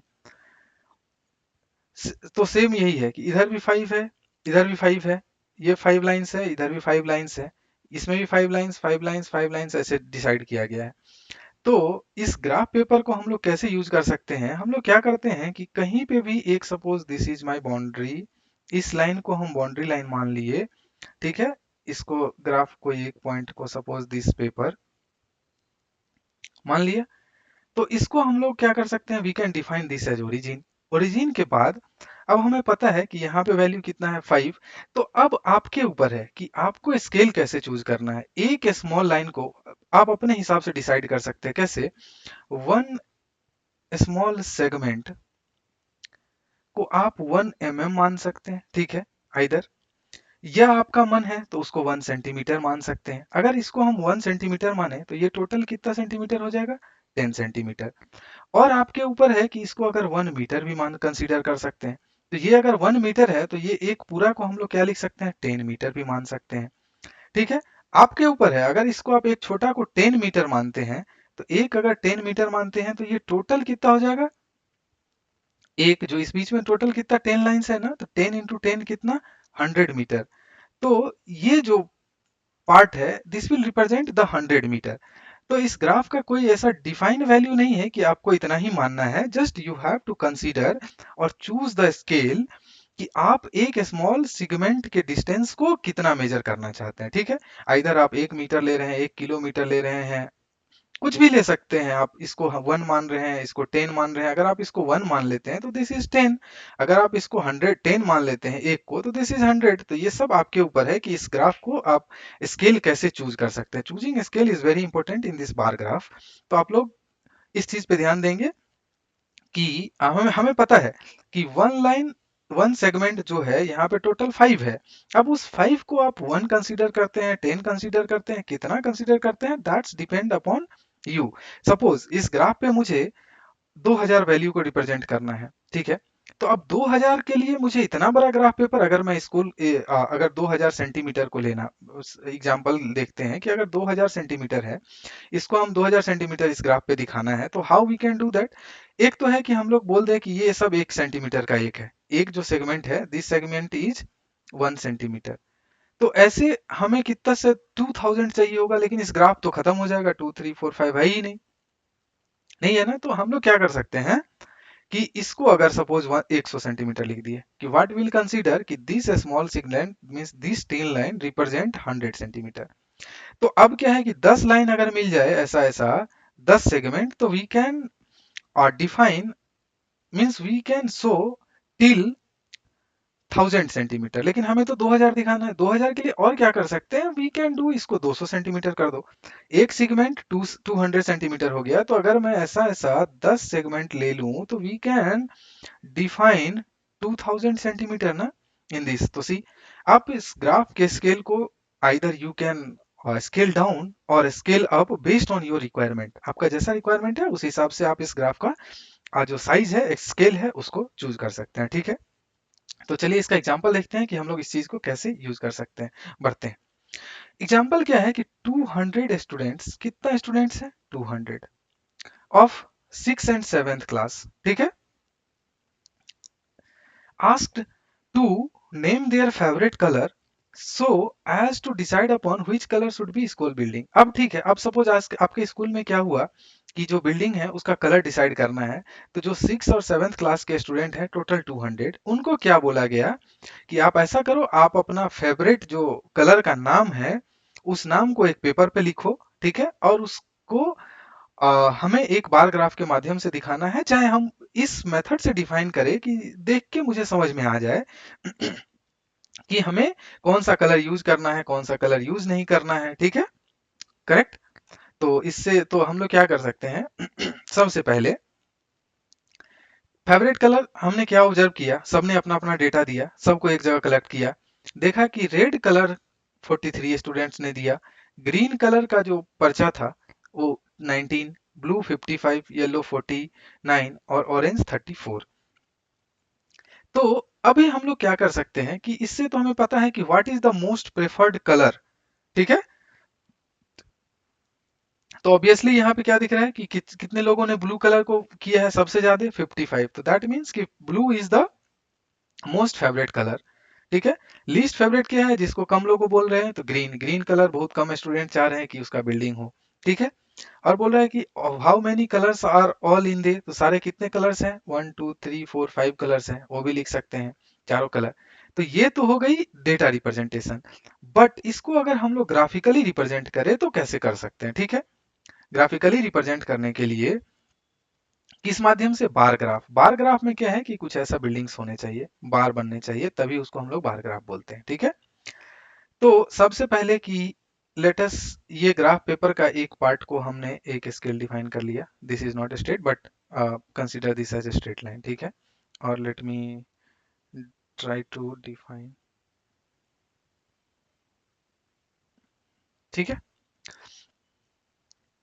अभी हम लोग क्या करेंगे, बार ग्राफ का क्या मतलब है कि अब ये हमारे पास कितना था, 10 10 का एक पार्ट था ना, दिस इज 10, ठीक है, दिस इज 20, 30, 40, 50 एंड 60, ठीक है। ये कलर पे ऐसा था। तो अब क्या है कि टोटल नंबर, ये ऐसा क्या था, ये क्या है, this is small small line, 1 2 3 4 5 6 7 8 9, ठीक है। ये देख लो, ये 10 स्मॉल स्मॉल लाइन है जो कि हमने इस बार ग्राफ पे आपको दिखाया था, 10 लाइन्स है ना इस बार ग्राफ पे। See these are the 10 different lines, ठीक है। उसको अगर मैं 1 कंसीडर करूं, 1 स्टूडेंट, ठीक है, क्योंकि मुझे कहां तक दिखाना है, 60 55 मैक्सिमम स्टूडेंट है हमारे पास। तो हम लोग क्या करेंगे कि 60 तक में मेरा क्या हो जाएगा, सारा डेटा आ जाएगा। अगर एक स्मॉल लाइन को एक स्टूडेंट कंसीडर करे, तो यहाँ पे 10 स्टूडेंट है, 23 30 40 50 60। नाउ अभी क्या करेंगे, सबसे पहले आते हैं रेड कलर पे, ठीक है। रेड कलर, रेड कलर का 43 स्टूडेंट्स हैं, तो रेड कलर ये हमारा 40 स्टूडेंट हुआ ना, तो 41 42 43 इट विल अभी लाइक दिस, कुछ ऐसा 43 का लाइन ये है ना। तो हम लोग क्या करेंगे, इस लाइन के साथ, सॉरी, विल मेक ऐसा एक वर्टिकल लाइन, करेक्ट, और इसको हम लोग क्या करेंगे, रेड कलर से शेड कर देंगे। ठीक है, ठीक है, यहाँ पे क्या लिख दे रहे हैं, रेड, रेड कलर से आप कलर कर रहे हैं। सी दिस इज, अब क्या कहे, कोई भी अगर इस ग्राफ को देखेगा तो क्या बोलेगा, अच्छा this is red colour, red colour कितना मैक्सिमम जा रहा है, कितना पे 43, तो उसको क्या पता चल जाएगा, this 43 students are voted for red colour. समझ में आया, इसको कैसे डिफाइन कर सकते हैं। सिमिलरली दूसरा जाते हैं ग्रीन कलर पे, let me change the colour to the green. Okay, green में टोटल कितना है, 19, 19 का अपना लाइन कहाँ पे होगा,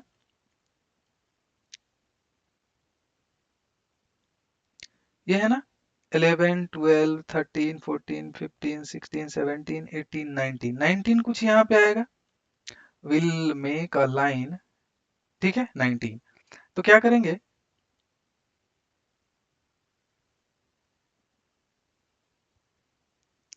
ऐसा, विल ड्रॉ अ लाइन, इसको ग्रीन कलर से शेड कर देंगे, ठीक है, ग्रीन। तो ये क्या हो गया, ये कोई भी अब क्या है इस ग्राफ को देखेगा तो क्या बोलेगा कि ये okay, this is the green colour, और ग्रीन कलर को कितने लोगों ने वोट दिया है, 19। अब आते हैं ब्लू पे, let me change the colour to the blue, ठीक है, ब्लू को कितने लोगों ने किया, 55, तो 55 कहाँ पे होगा, कुछ यहाँ पे, दिस इज द 55 लाइन, ठीक है। तो इसको यहाँ से हम लोग क्या करेंगे, एक ग्राफ ड्रॉ कर लेंगे यहाँ से, ठीक है, इसको ब्लू कलर से शेड कर देंगे, completely shaded by the blue colour, यहाँ पे क्या लिख देंगे, ब्लू। ये कितना है, 45। सी इसको देख के अब कोई डायरेक्टली क्या बोल सकता है, दिस इज 45। सिमिलरली येलो,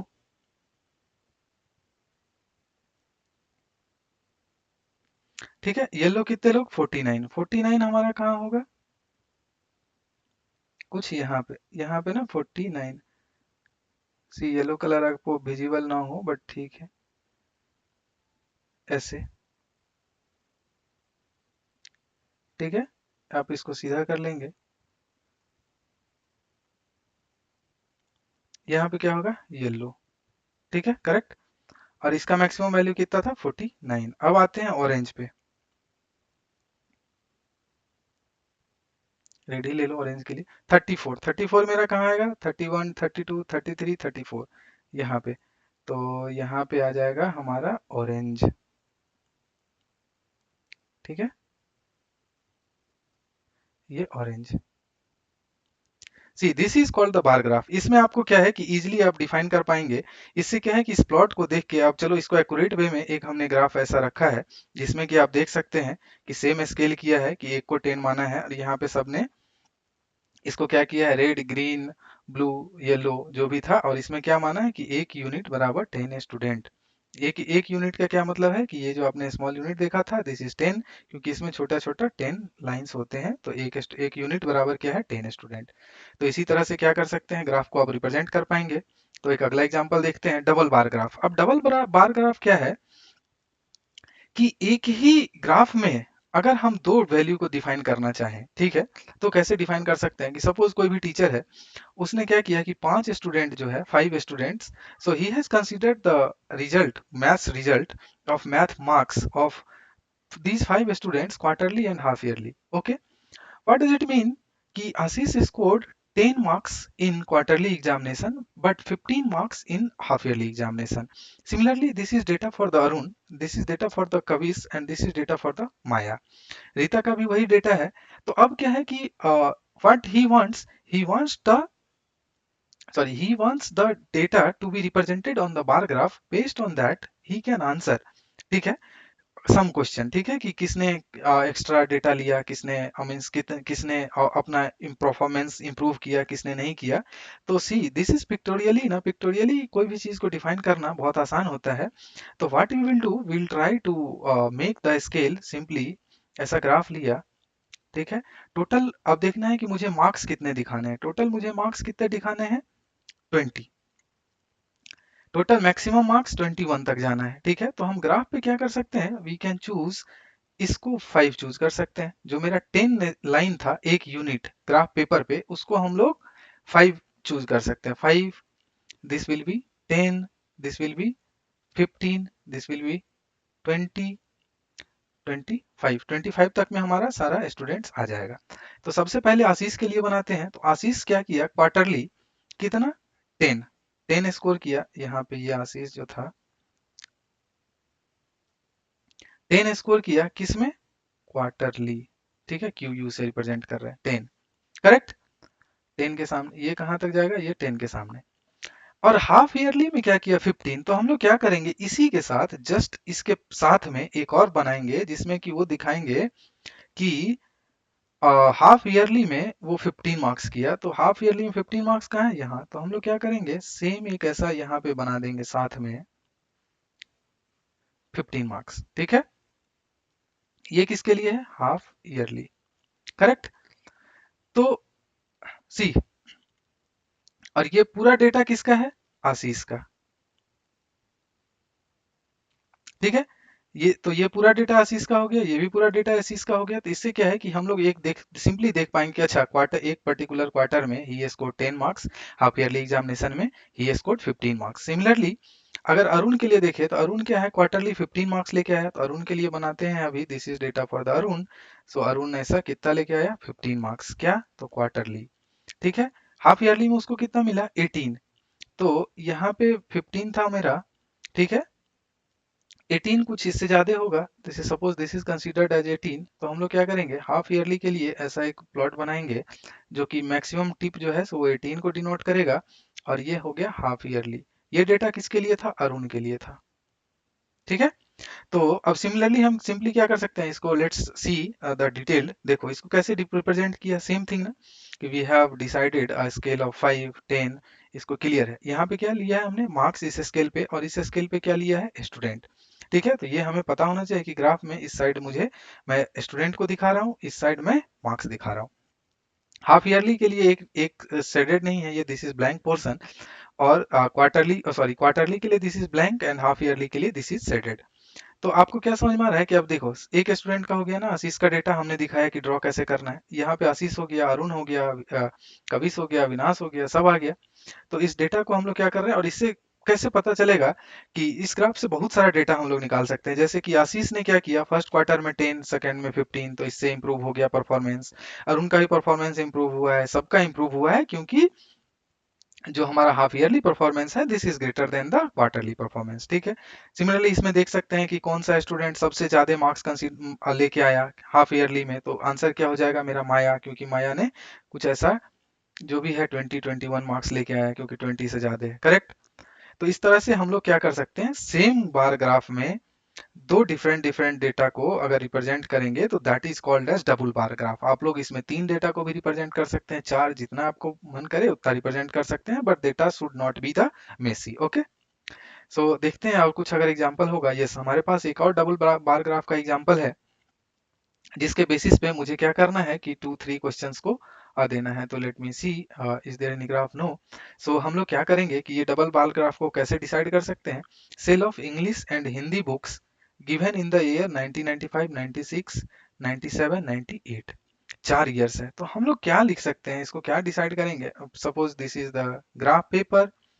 तो इस ग्राफ पेपर पे क्या करेंगे कि हम लोग को 4 ईयर दिखाना है। ठीक है, तो हम लोग क्या करेंगे, शुरू क्या करेंगे कि दिस इज माई 1995।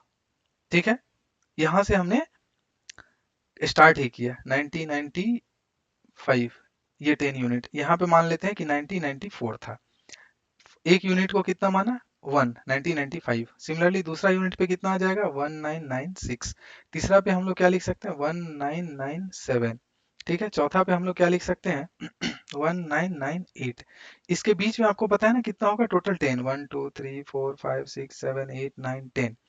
तो इसका स्केल जो हम लोग लिखते हैं, तो यहाँ पे क्या करते हैं, ग्राफ में स्केल डिफाइन कर देते हैं। स्केल, इसमें क्या लिखते हैं, 1 यूनिट बराबर कितना, 1 ईयर। क्योंकि यहाँ से 94 से स्टार्ट हुआ, एक यूनिट बराबर कितना हो गया, 95 पे ही पहुंचे ना। तो this is my scale unit, 1 year बराबर 1 यूनिट, करेक्ट। अब क्या कर सकते हैं, डेटा हम लोग लिख सकते हैं इंग्लिश के लिए। ठीक है, इंग्लिश का अगर 1995 में देखें तो, ठीक है, अगर ऐसे डेटा, अब सब चलो ऐसे लिए, अब क्या है कि अब आते हैं इंग्लिश। ठीक है, इंग्लिश देखेंगे तो इंग्लिश का कितना लेके आ रहा है, 350। अब अगर मैं ऐसा स्केल चूज करता हूँ, ठीक है, तो इसमें क्या होगा कि अगर अब मुझे इंग्लिश के लिए बनाना है, ठीक है, तो इंग्लिश के लिए ये तो हमने ईयर लिख लिया, बट हमें क्या दिखाना है कि 350 बुक्स पब्लिश हुआ, ठीक है, और जो भी है कि 350 बुक्स मिला या पब्लिश हुआ या बिका, सेल हुआ, सॉरी सेल हुआ, तो ये 350 तो इस स्केल में कहीं है ही नहीं, इधर तो हमने ईयर ले लिया है, तो दैट मीन्स कि this scale is not appropriate, correct.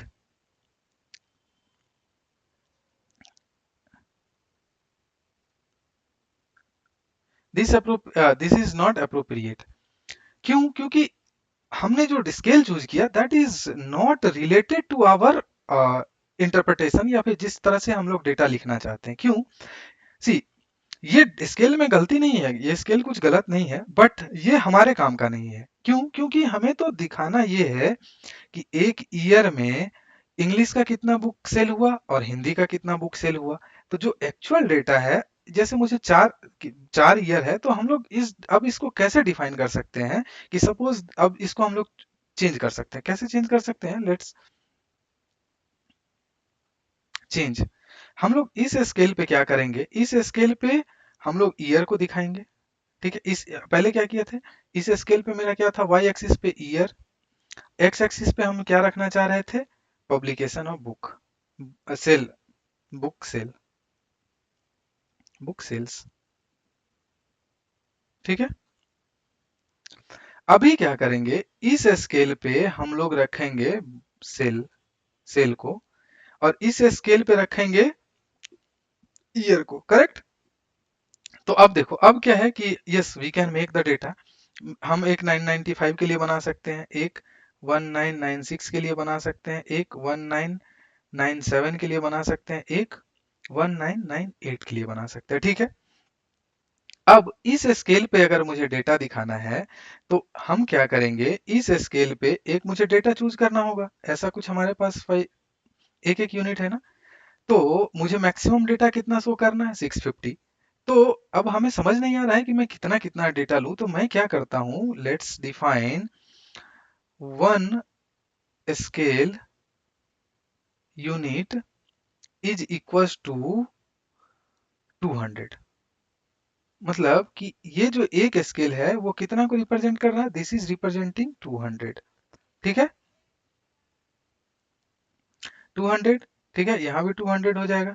तो ये 200 हो गया, तो ये यहाँ पे कितना आ जाएगा, 400, यहाँ पे कितना, 600, क्योंकि ये 200 प्लस 200 तो 400 हो जाएगा ना, ठीक है, ठीक है ना।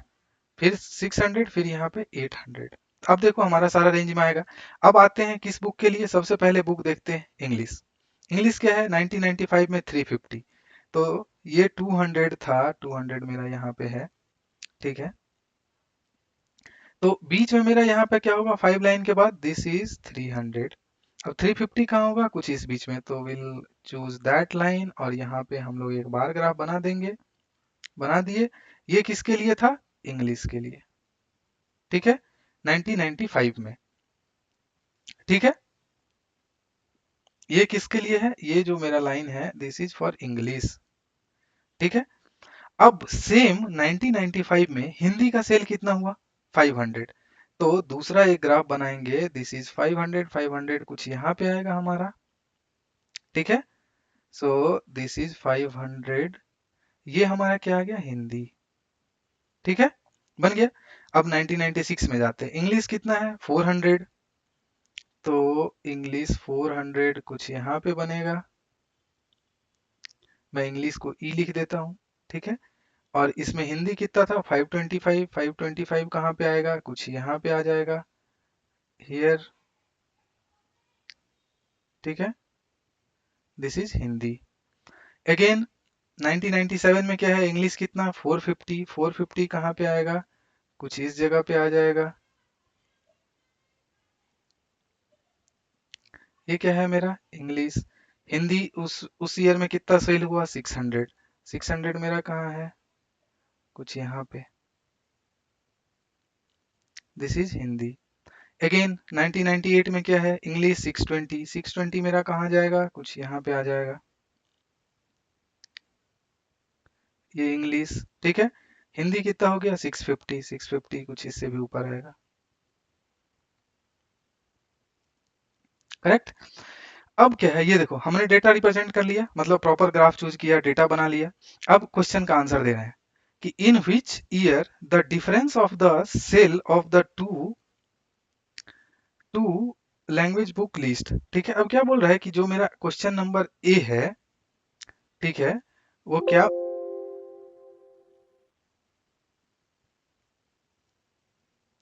ठीक है, ओके, लेट्स डू अगेन।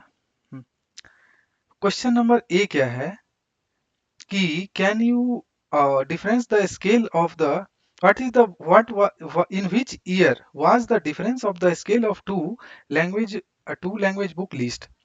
मतलब क्या बोल रहा है कि किस ईयर में ऐसा हुआ कि दोनों का डिफरेंस जो है वो कम था। तो इसके बीच का डिफरेंस देखेंगे तो इसमें कितना मैक्सिमम था 500, और इसका बीच का डिफरेंस ये कितना था 350। तो टोटल यहाँ पे डिफरेंस कितना आ रहा है 150। यहाँ पे कितना, इंग्लिश कितना था 400 और ये कितना था, तो ये इसका डिफरेंस कितना आ रहा है 125। These are the difference. इसका डिफरेंस कितना है 450 था, और तो ये कितना हो गया 150। डिफरेंस कहाँ पे, डिफरेंस क्या निकाल रहे हैं, इंग्लिश और हिंदी के बीच का डिफरेंस, और इसका बीच का डिफरेंस कितना हो गया 30। ठीक है। तो पूछ रहा है कि किस ईयर में जो है सो डिफरेंस सबसे कम था। तो सबसे कम किस में था 30, इसमें है ना, तो ए का आंसर क्या हो जाएगा 1998। See these type of questions usually asked in the examination, और कॉम्पिटिटिव एग्जामिनेशन, बोर्ड एग्जामिनेशन, सब में। तो इस तरह के कंसेप्ट को आप अच्छे से समझेंगे और इजीली। दूसरा क्या है, कैन यू से the demand for the English वो बुक रोज फास्टर। ठीक है। अब क्या बोल रहा है कि इंग्लिश बुक का डिमांड सबसे फास्ट हुआ, क्यों, आ, कैसे हम लोग बोल सकते हैं। ठीक है, क्या बोला, can you say that the demand of English book rose faster. Hindi का अगर हम लोग डिमांड का बात करें तो ये मेरा हिंदी बुक था, हिंदी बुक पहले कितना सेल हुआ था, ये कितना था 500, ठीक है, दिस वाज 500। यहाँ पे आके कितना हो गया मेरा हिंदी 525, ठीक है। दूसरा हिंदी कितना आ गया यहाँ पे 600। हिंदी और यहाँ मैक्सिमम कितना था 650। सी हम लोग क्या देख रहे हैं कि 500 से 525, फिर 600, फिर 650, मिनिमम 50-55 ऐसा कुछ बढ़ रहा है। बट अब डिमांड कैसे निकालेंगे, इस ईयर में कितना सबसे मैक्सिमम कितना बिका 650 हिंदी का, और मिनिमम कितना बिका था 1995 में 500। तो टोटल कितना इंक्रीमेंट हुआ था 150, ठीक है, over the years, over the years, ठीक है। कहां से कहां 1995 टू 1998। हिंदी कितना सेल हुआ, हिंदी का डिफरेंस कितना आया 650 माइनस 500 दैट इज 150, ठीक है। इंग्लिश का क्या हुआ, इंग्लिश कितना पे गया 6, इंग्लिश हो गया, ये कैसे निकाला हमने, ये निकाला 650 माइनस 500। सिमिलरली इंग्लिश का क्या निकाल रहे हैं, इंग्लिश का क्या देख रहे हैं, this is 620 minus 350 that is equal to 074 470। See हम लोग क्या देख रहे हैं कि डिफरेंस 4 साल में हिंदी का जो सेल का डिफरेंस था वो 150 था, बट इंग्लिश के सेल का डिफरेंस 470 था। दैट मीन्स कि the sale of the English book increased over the years. ठीक है, समझ में आया। तो इस क्वेश्चन को, ये हमारा एक और एग्जांपल था, इससे समझ में आया कि हम लोग डबल बार ग्राफ को कैसे रिप्रेजेंट कर सकते हैं। Based on that graph how we can answer the questions given in the problems. ठीक है, देखते हैं, let's see is there any question. No. So this completes the discussion about mean, median and mode. इसके साथ हमने क्या किया, bar graph भी देखा। Okay, this is bar graph. तो हमने इस चैप्टर में मीन, मीडियन, मोड तीनों का कंसेप्ट देखा, उसके साथ साथ बार ग्राफ देखा, डबल बार ग्राफ भी देखा हमने कि how we can use this double bar graph to represent the data. Based on that we can answer the questions given in the problem. So thank you for listening this lecture, and till then you can subscribe the e-learning from Bihar for the regular updates. And जो हमारा अगला chapter होगा will solve the questions based on the concepts discussed in this video lecture. So तब तक के लिए bye. Thank you all for listening.